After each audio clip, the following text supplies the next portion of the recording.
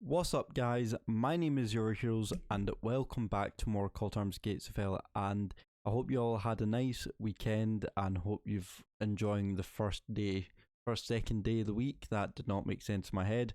But anyway, welcome back. And today we're going to be discussing about the development update 131 in Gates of Hell. Now, this was released as of Saturday. So Saturday the 19th of August. I know I am a wee bit late to it, but that's just because I didn't upload it Sunday, and I was meant to upload on Monday, and I literally did a 35-minute recording and all this, but I realised that I can just shorten it down and just tell you wee helpful tips or stuff that's actually more important instead of reading through all of it, which can be a wee bit boring. Most of my videos are anyway, but hopefully this will make it a wee bit more enjoyable and just get straight to the point of it. So if you do want to see more content like this, make sure you subscribe, hit that like button, and let's get straight to it. So the main this is the kind of couple topics we'll be talking about is the bug fixes and quality improvements, content update 5, Doctrine 2.0, Sound Overhaul, and animations. So let's start off with the bug fixes and quality improvements. So multiple quality of life improvements and bug fixes improved the overall quality and immersion of the game. They also added some new infrastructure to support the upcoming Liberation DLC. So yeah, instantly this is amazing to hear. So they're making multiple quality of life improvements and bug fixes. This is something that's kind of generalized within the game. Every kind of game, doesn't matter if it's an RTS, first person, this is quality of life and bug fixes is quite generalized and quite normal within the game, and I am glad they're addressing it. So nothing too special about that there. So, and then they've improved the overall quality and immersion of the game. Again, something that's quite generalized to all games, and by I'm glad they are improving the overall quality, because let's say you have a person that's got kind of a low quality computer and they want to play this game, then for the people that do play the low quality, then they'll be able to play that game, Gates of Hell a wee bit better, even with that low quality setting. So, and the immersion of the game, which is good. They also had some new infrastructure to support the upcoming DLC. Yeah, again, this will be brilliant to hear, because they obviously didn't say everything they wanted to say within the last DLC Liberation content that they released. So I'm glad they're kind of adding wee points to the Liberation DLC, because I think that is a main part of this whole update, as well. The Liberation DLC is something else, but the Liberation, I'm glad they're still bringing on improvements or a new infrastructure to the DLC, because it's definitely needed. As you know, we don't want this turn into a Men of War Cold War DLC or Call to Arms Cold War, whatever it was, which is absolutely horrible. So I'm glad they're introducing some new infrastructure to support the upcoming Liberation DLC, because it probably will need it. They've also addressed some situations that cause crashes and desynchronization in multiplayer and improved performance when playing Conquest. Absolutely amazing. This is something that's been a main problem in multiplayer in every RTS game.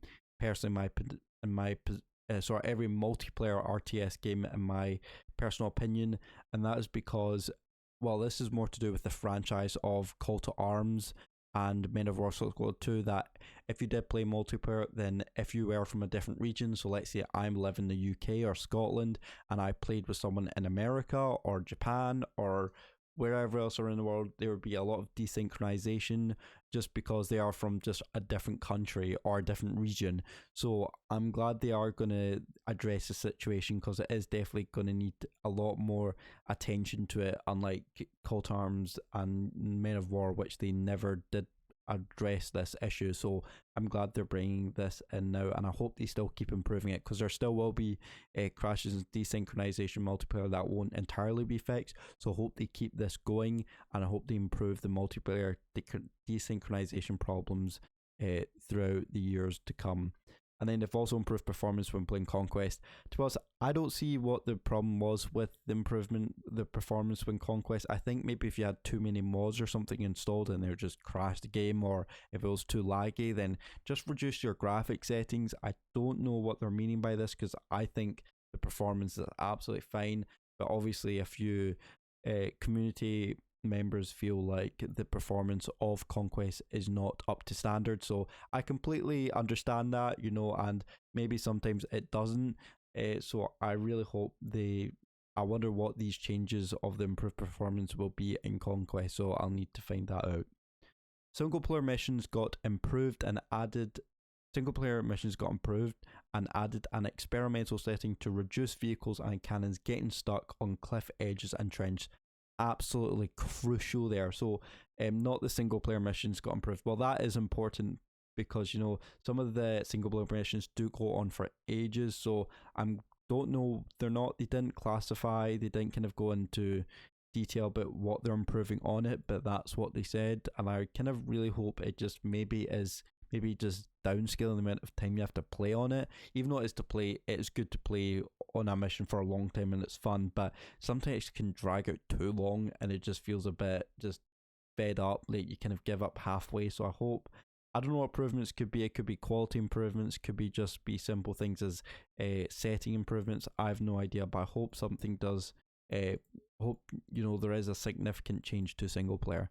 But the main one I was talking about was the experimental setting to reduce vehicles and cannons getting stuck on cliff edges, trenches. Yes, we've absolutely needed it. This has been a huge problem in the game, especially for me anyway. When you're trying to move cannons or vehicles through trenches where you just tell the AI to go through the trench, it always gets stuck. And then I actually played a battle once with a friend and I couldn't move the cannon in past the trench line. You couldn't go through it any other way except from through the trench. So I think it was a World War One mod, but anyway, the cannons just got stuck. I think it was mainly just the cannons. The tanks got through fine, but it was mainly the cannons that always got stuck in the trench or on cliff edges. So I'm really glad they're doing an experimental setting, but I feel like this should have been long ago because this is a problem that's always happened since the start of the game. So it's been a wee bit of time, but I'm glad they're bringing it now, and I don't know what the experimental setting could be, but I'm really looking forward to it, and I hope I get to test it because this would be a really fun thing to show for you guys as well. So then you've got made vehicles able to aim while reloading to keep track of their targets, especially useful for anti-aircraft guns. Because I've never had really a problem with this, or I haven't really noticed anything to do with this, but I guess when you try and aim, the bloom kind of goes out. I know I'm possibly referencing World of Tanks here, but that's just my knowledge on when you're trying to aim.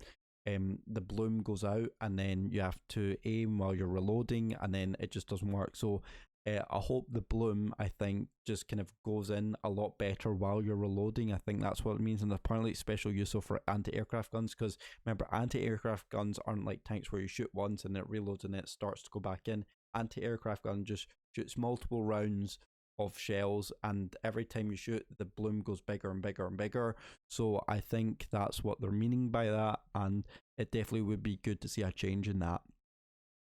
Improved close quarters infantry responsiveness and fixed some funny things like cannons having an engine on off button which doesn't apply to them. By the way, they said the words of funny little things. I did not say that in my own words.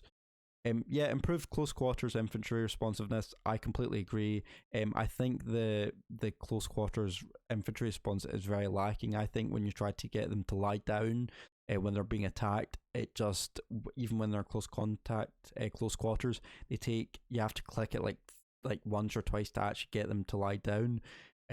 So I think the responsiveness needs to be quicker when lying down or getting them into a certain stance, I should say, when it stands like lying down, crawling, or crouching, or just standing. It just takes too long, and I'm glad they're improving that. And then they fix some funny little things, which engines having a on-off button. I don't understand why that wasn't even implemented in the first place. That should have never been a thing, but there again, it's quite funny to see, because when people try to click it, nothing would happen. So I'm glad they're taking this button away, and it's just completely useless, and I'm glad they're addressing it now. Okay, move on to, so that's mostly everything for bug fixes and quality improvements. Again, if you want to see more information, then you can go check out the development update 131 for yourself on their Discord channel or on their main Steam channel, main Steam page. Content update 5. So as tradition, they will release a very large free update, which is this update, content update 5, with the new release of the DLC. Yeah.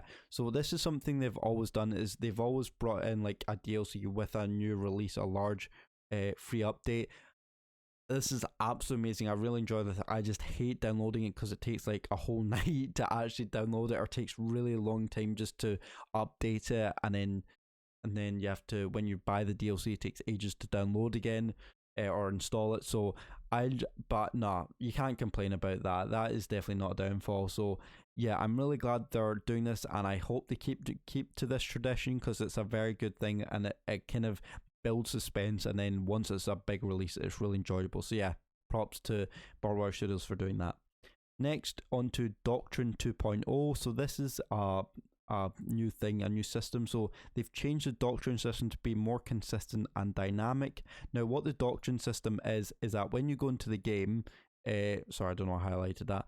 When you go into the game, you can choose what doctrines you use. So I believe the doctrines like the Lend-Lease program, so you can choose like different, when you pick a conquest, not a conquest, when you pick like a certain mission, I can't remember if you, is it conquest, or I can't remember which one it is, but when you are going to multiplayer, I'm sorry AVG, go away, when you go into conquest or some game mode, you get to choose which doctrine. So it could be like the Lend-Lease program from Russia, or another doctrine you can pick from Germany, or I was about to say UK, but Finland. So they're changing it to be more consistent and dynamic. I don't understand why it needs to be more consistent, dynamic. I haven't had any issues, except from maybe they could show what the doctrine systems actually have within their units. Like, you could see, instead of waiting in a game to see what the units are, I wish there was a whole separate tab for where it says doctrine, and it shows you what the different types of doctrine units are. I think this would be absolutely awesome to add, but I don't know what they mean by consistent and dynamic. Now your doctrine choice will also affect the infantry squads available to you. This is quite interesting. I believe there could be something to do with like they're reducing the infantry squads again based on your doctrine choice. So again, if you're doing maybe a doctrine choice that's based on maybe tank support, then it'll be less infantry. Or if you have a doctrine choice where there's more infantry based, then there'll be more infantry. I think that's how it works. And then they've expanded the list of squads to add further historical accuracy, diversity, and meaning to each doctrine role. Yeah, it's pretty much explanatory there. They're bringing more historical accuracy, diversity, and meaning to each doctrine role. Completely agree. I think the doctrine unit is severely just underrated just now. It needs to bring more attention to people. It needs to be given more attention, so the community can use a doctrine role more often, or the doctrine system more often. And then they've rebalanced doctrine units and added new ones. Yeah, I'm really excited to see what the new ones are. I can't wait. I hope there's going to be more, so you can pick and choose more options, and this will give kind of a wee bit more of a challenge, because this will also affect the infantry squads available to you. So yeah, they've rebalanced some and they've added some new ones, so really excited to see what they are. And if you know any new ones, then let me know in comments down below. Right, now you've got the Sound Overhaul. So the Sound Overhaul, so this is something that's quite big, because as you know, in these in Call to Arms and Men of War, the sound was never really, was never given really attention to. So it kind of, the Sound Overhaul was very much kind of just put by the side by Call to Arms Men of War Assault Squad 2. So I'm really glad Gates of Hell are really bringing this to the attention and really just letting us know about the sound, because I feel like sound is really important, especially for the sweaty virgins who play this game, who are really like, oh, I need to know this sound isn't actually correct to the actual gun. Just shut the fuck up. Anyway, yeah, the last Sound Overhaul was a resounding success. Yeah, I agree. I thought the last sound overall was absolutely amazing. I could definitely hear the change, and I'm glad now it is a lot more success. So I'm glad they're kind of revisiting it, and then they're going to continue to work on the Sound Overhaul. and then this will allow it to be better in the future, but they don't expect they don't know if the next package of the Sound Overhaul will be ready for content update 5, as there's a lot of work to do for the Sound Overhaul. Yeah, completely agree. To us, this they didn't say much about it, but if you wanted to read about the Sound Overhaul changes for yourself, then make sure go check it out. But honestly, I honestly can't wait to see what the new sounds will be. Even if it is after content update 5, I think it'll be worth the wait, considering that last sound update was absolutely worth it. So I'm really hoping this might be part of a maybe Christmas time, even possibly into the new year. So you never know, but I'm really looking forward to it, and it'll definitely make the game a lot more satisfying to play. Alright, moving on to the last thing, which is your animation. So animations is probably one of the big things as part of this content. So they've invested in a new state of the art. I put art twice for some reason. I put invested in new state of the art motion. Oh my gosh, this is how tired I am. So they've sorry about that, guys. So they have invested in new state of the art of the motion. That still doesn't make sense. They've invested in new state of the art motion capture infrastructure, which I was meant to say, and this has begun work, and this has allowed them to begin working on creating new animations which will improve the feel of the game further, but the process is still ongoing, and they have over 1,000 animations in the game, but can't exactly point exactly how much of the animations will be part of content update 5, or even if it will be in it at all. But then again, they didn't say that it won't be in the game at all, so we could see some new animations into content update 5, but they say this will either be a gradual release or all in one go. I really hope it's a gradual release, because doing them all in one go will just kind of cause everyone to try and get used to new animations, and then you're basically kind of just restarting the tutorial again of how an infantry section works, and then it'll just be a lot more confusing. So if you gradually introduce them as you go along, maybe the updates, people get used to them, and then the more you add them gradually, the better they'll be able to understand the new animations as you go on. So yeah, this is absolutely amazing to see, and what I'll actually do is they actually have some wee clip arts here, so I'll show you. They do have some motions here, so you can see like a guy here, so I'll zoom that in for you.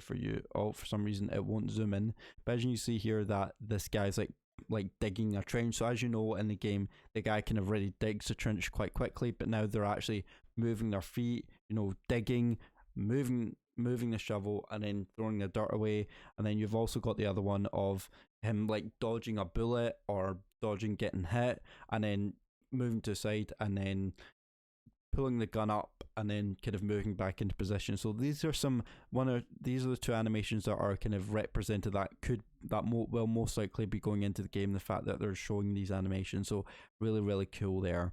And then lastly, the last point is they're planning on remaking the Soviet, German and Finnish uniforms, headwear and body equipment due to the level of quality and optimization set by Liberation DLC USA faction. So yeah, they're planning on remaking all the headgear and body gear just to the fact that they need to be up to the standards of the Liberation DLC faction. So yeah guys, that is all that you need to know about the development update 131. I hope you did enjoy this. If you did, leave a like on this channel. If you want to see more content updates like this, then make sure you do that. And also, this is now 20 minutes, so this is actually about 15 minutes better than my other video where I was like got to 36. But I thought I could do this in 10 minutes, but obviously not. But anyway guys, I hope you still did enjoy this. If you did, then again, I already said all that. Anyway, thank you so much for watching and all your support, and I will see you in the next video. See you later, and goodbye.